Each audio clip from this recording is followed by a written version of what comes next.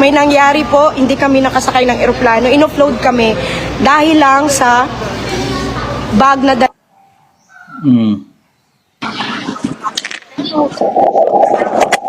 Mahina ang signal. Dalawa kasing laptop andito eh. Nandito ako, nagpipila sa boarding gate. Nag-ask ako ng konsiderasyon na sana bigyan kami ng kahit 5 more minutes para lang makahabol siya. Ang ginawa nila, hindi kami binigyan ng 5 minutes kasi time is up na daw. Tapos na daw yung boarding time.